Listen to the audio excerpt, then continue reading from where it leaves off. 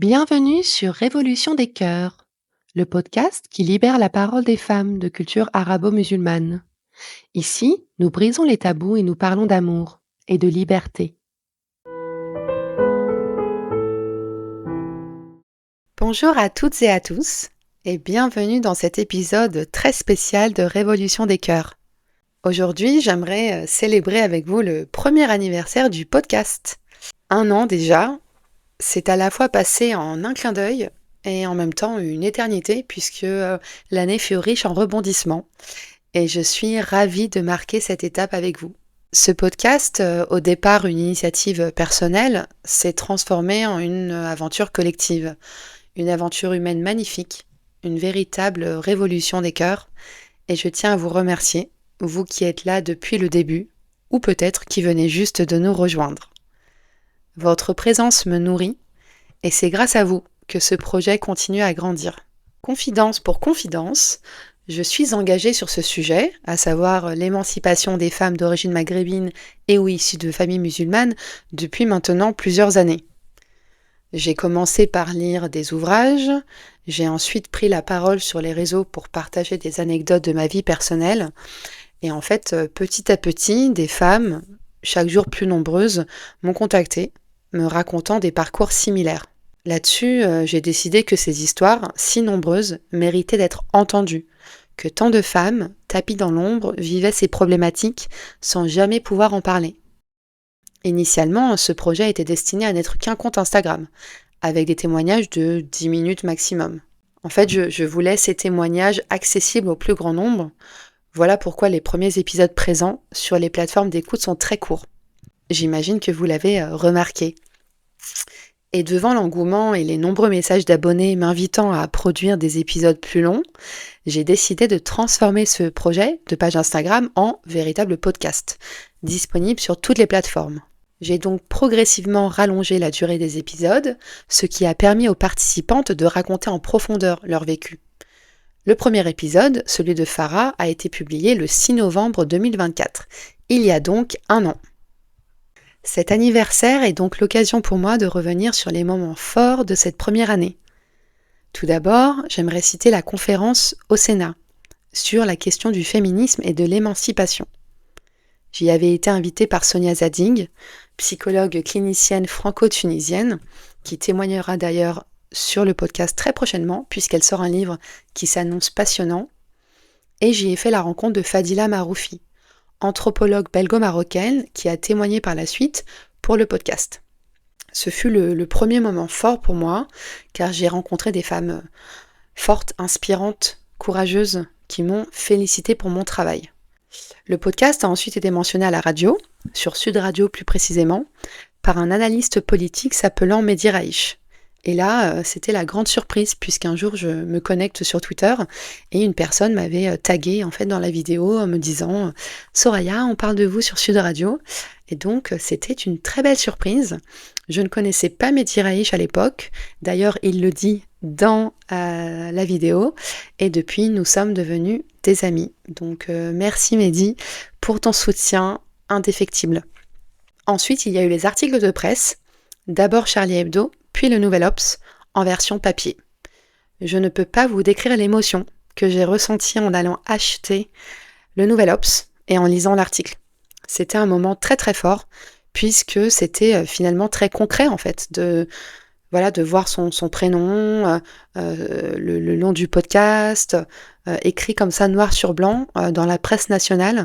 C'était un grand événement pour moi, une belle reconnaissance et un beau coup de promo aussi, puisque les écoutes s'en sont ressenties.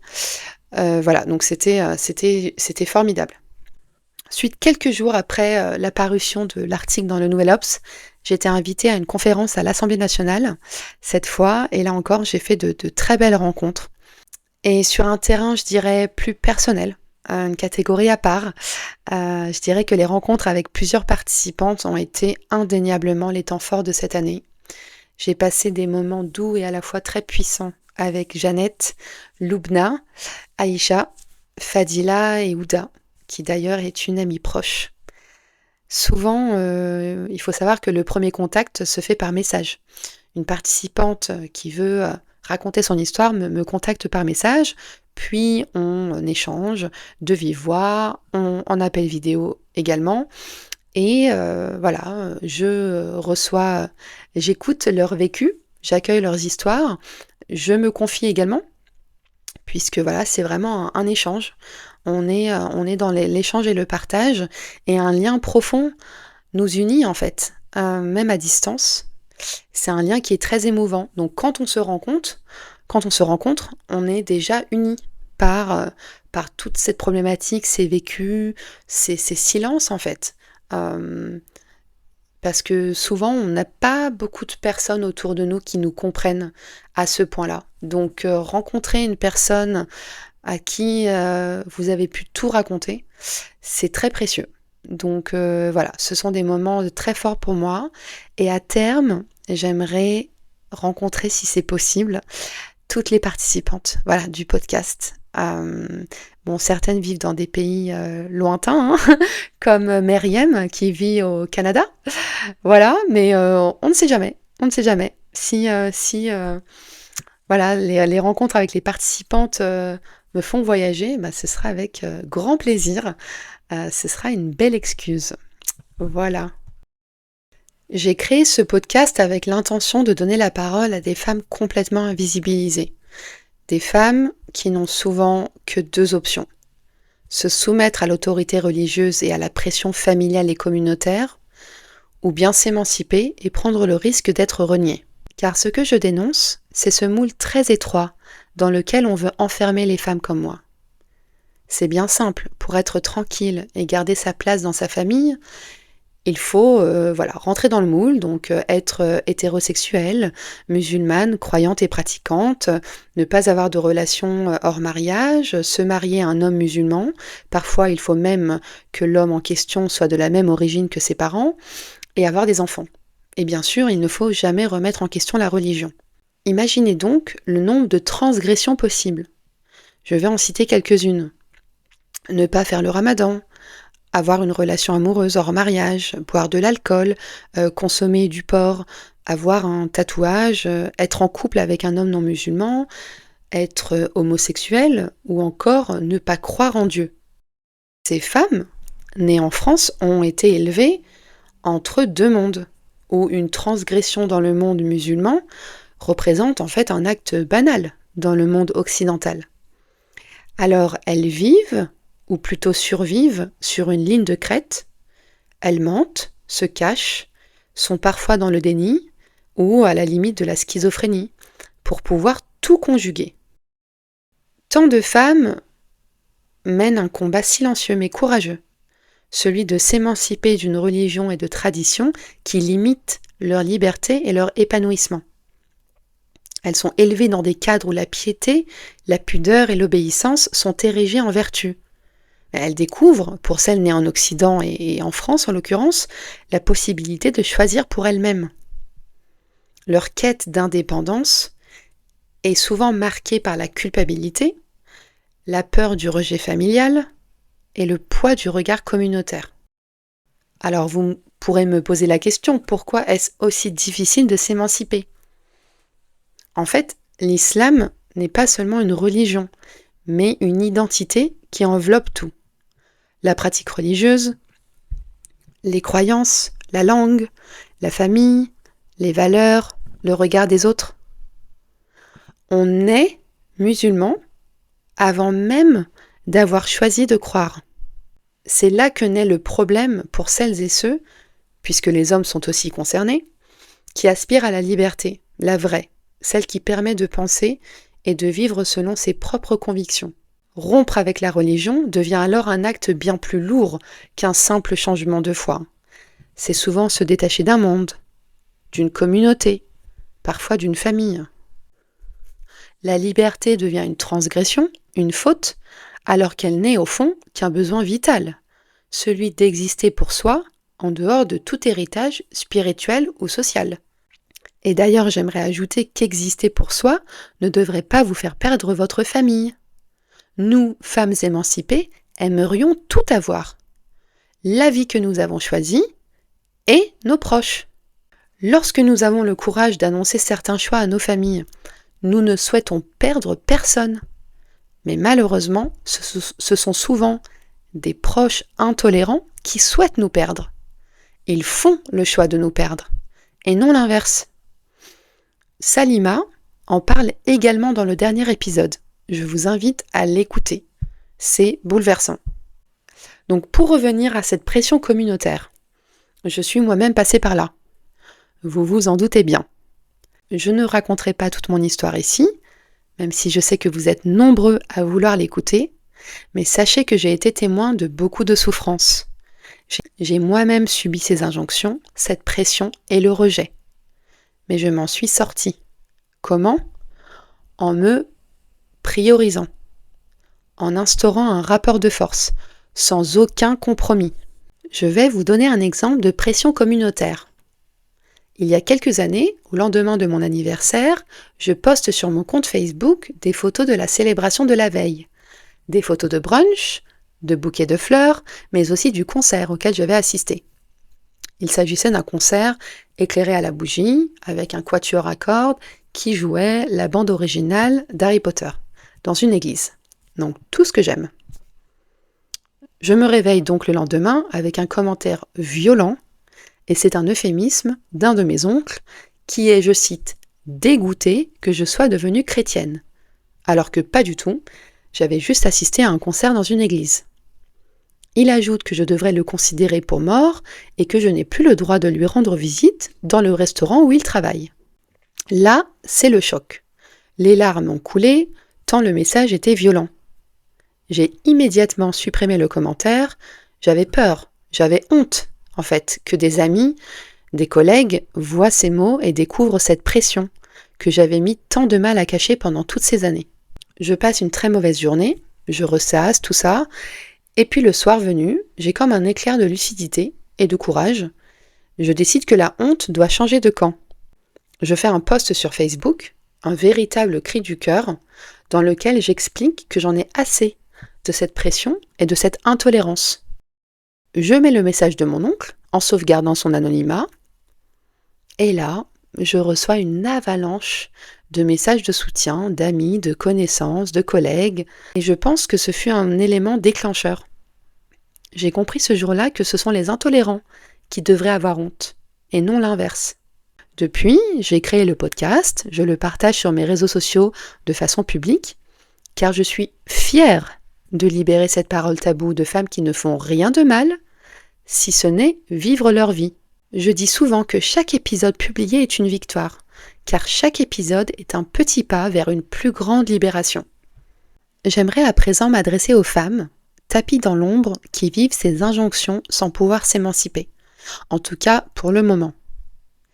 J'aimerais vous dire que la vie est courte, que votre vie, vos pensées, votre cœur et votre corps vous appartiennent. Ne laissez personne décider à votre place et ayez le courage de conquérir votre liberté. Vous êtes puissante. Vous avez le droit de rêver grand, de vous exprimer librement et de revendiquer votre place dans ce monde. L'émancipation, en tout cas pour nous, c'est une conquête, une révolution intime et collective. N'oubliez jamais que vous n'êtes pas seul.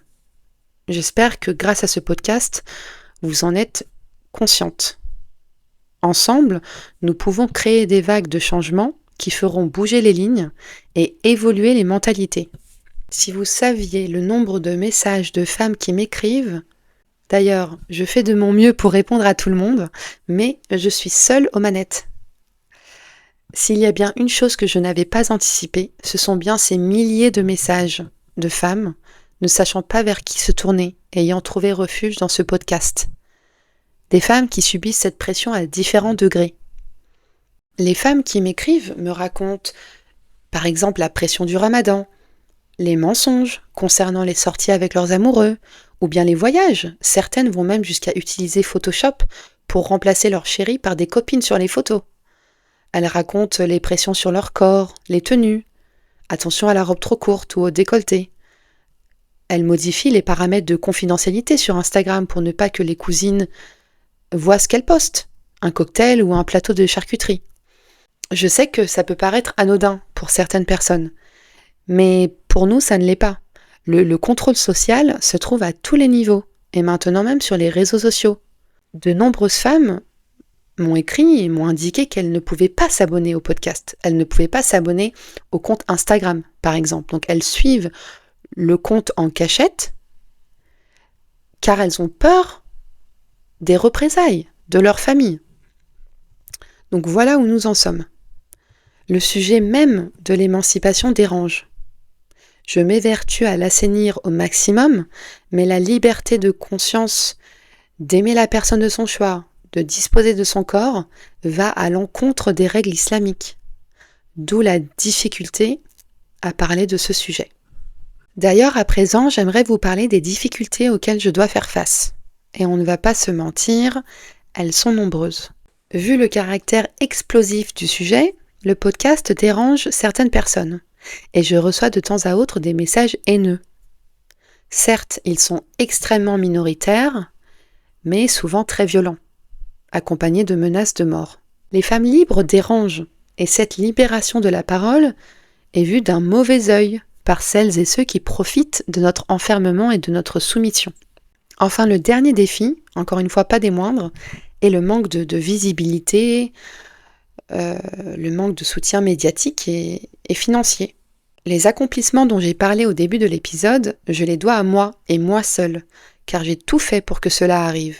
J'ai écrit aux bonnes personnes, je suis engagée sur le sujet depuis des années, donc je suis très fière du chemin parcouru en peu de temps en étant seule. Il faut savoir que je travaille à temps plein, j'ai une vie perso bien remplie, et donc je fais de mon mieux et sans moyens. La quantité de travail est immense, je fais tout ça sur mon temps libre, je suis profondément passionnée par ce combat vital et j'estime même qu'étant donné le niveau de liberté que j'ai réussi à atteindre, j'ai comme une responsabilité, à mon petit niveau, d'aider la cause et surtout d'aider ces femmes qui se sentent isolées. Moi-même je l'ai été et j'ai donc créé ce podcast que j'aurais tant aimé écouter à l'époque. Donc pour résumer, si vous voulez aider et soutenir le podcast concrètement, je vous invite à, évidemment, écouter le podcast. À l'heure où je parle, 22 épisodes sont disponibles, ainsi que ce hors-série que vous êtes en train d'écouter. Je vous invite à soutenir le podcast sur Instagram. J'ai découvert les joies de l'algorithme et je suis devenue son esclave. Il n'y a pas d'autre mot. Pour booster l'algorithme, il faut liker, commenter et partager ce que je poste en story ou en publication. C'est peut-être un détail pour vous, mais pour moi, ça veut dire beaucoup. Parlez-en autour de vous. Par exemple, Aïcha, qui a témoigné pour le podcast, a découvert le podcast via un collègue. Et au final, elle a témoigné et son épisode vous a bouleversé. Donc le bouche à oreille fonctionne, donc n'hésitez pas. Enfin, last but not least, le soutien financier. Une cagnotte pour financer le podcast est en ligne. Vous la trouverez dans la description de cet épisode, sur Instagram, sur X, bref. Si vous voulez célébrer le premier anniversaire du podcast et saluer mon travail colossal, vous pouvez faire un don. Merci à toutes les personnes qui ont donné et à celles qui donneront. Concernant l'avenir, j'ai de nombreuses idées en tête. Je manque juste de temps. Mais disons qu'à court et moyen terme, j'espère pouvoir continuer à multiplier les témoignages. J'espère recevoir, et c'est un objectif, des personnalités, faire des collaborations et obtenir évidemment plus de visibilité. Je suis déterminée, portée par ces femmes qui me font confiance. J'ai juste besoin de plus de soutien à tous les niveaux, donc n'hésitez pas à vous manifester. Nous arrivons à la fin de cet épisode spécial. J'espère que cet épisode hors série vous a plu. Je voulais marquer le coup pour ce premier anniversaire. Vous êtes très nombreux à me demander régulièrement de sortir du bois, mais sachez que c'est volontaire de ma part. L'objectif de ce podcast est de libérer la parole sur des sujets tabous, et donc je souhaite qu'il y ait le moins d'obstacles possible entre les participantes et vous. Ces témoignages bruts sont la marque de fabrique de ce podcast et je continuerai donc à rester dans l'ombre sauf lors d'événements comme celui qui nous rassemble aujourd'hui. Et si vous avez particulièrement aimé cet épisode, dites-le moi, je serai ravie de renouveler l'expérience. Donc, à mes auditeurs, j'aimerais dire un grand merci pour votre soutien, pour vos écoutes, vos retours qui sont si nécessaires. Merci pour vos likes, vos commentaires, vos partages, vos dons et vos étoiles sur les plateformes d'écoute. Aux personnes de l'ombre qui m'aident concrètement et moralement, un grand merci, vous vous reconnaîtrez. Enfin, à mes participantes, j'aimerais vous témoigner à nouveau toute mon admiration. Le courage est contagieux. Merci de montrer la voie. Sans vous, il n'y aurait pas de podcast. Sans vous, cette libération de la parole n'aurait pas lieu. Sans vous, je ne recevrais pas autant de messages de femmes que vous inspirez et qui veulent témoigner à leur tour. Un immense merci à Farah, à Myriam, à Asia, à Jamila, à Manel, à Jeannette, à Yasmine, à Loubna, à Salima. Merci à Louisa, à Aïcha, à Morjane, à Marwa, à Fadila. Merci à Dalia, à Myriam, à Nisma, à Ouda, à Méliana, à Amel, à Rima et à Salima. Merci pour tout et à bientôt sur Révolution des Cœurs. Si cet épisode vous a plu, vous pouvez témoigner votre soutien au projet en vous abonnant au podcast, en laissant un commentaire et en mettant 5 étoiles si la plateforme que vous utilisez vous le permet. Pour encore plus de contenu, suivez le compte Révolution des Cœurs sur Instagram. Ce projet vivra grâce à vous.